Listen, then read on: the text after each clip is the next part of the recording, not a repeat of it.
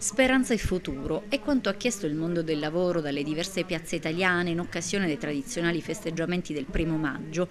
Eppure, a distanza di pochi giorni, la cronaca italiana, compresa quella locale, continua a raccontare i drammi vissuti dai tantissimi disoccupati o inoccupati, storie al limite, gente che non ce la fa più e in preda alla disperazione arriva a gesti estremi come togliersi la vita.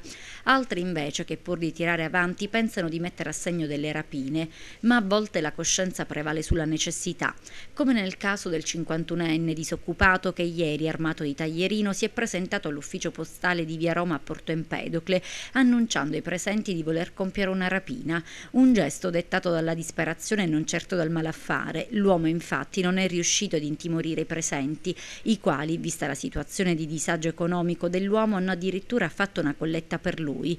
Ma purtroppo questa è solo una delle tante storie di disperazione che si stanno registrando in tutto il paese.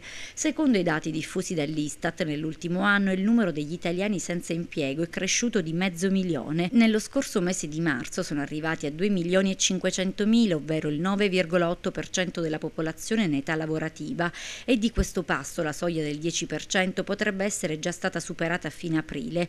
Ma c'è un altro record altrettanto negativo, riguarda i giovani tra i 15 e i 24 anni. A marzo 1 su 3 considerati quelli attivi non aveva un impiego.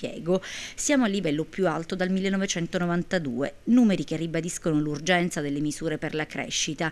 E intanto l'impresa siciliana, attraverso una drastica riduzione dei costi, tagli alla spesa e agli investimenti, sembra fronteggiare la crisi. Secondo i dati diffusi da Unioncamere Sicilia, infatti, a fronte di 10.685 imprese cancellate dai registri camerali nei primi 3 mesi del 2012, le nuove iscrizioni sono state 8.906, a crescere soprattutto l'export, aumentato nell'ultimo anno del 15%, dato che attesta l'isola al primo posto tra quelle meridionali e all'8° tra tutte le regioni italiane.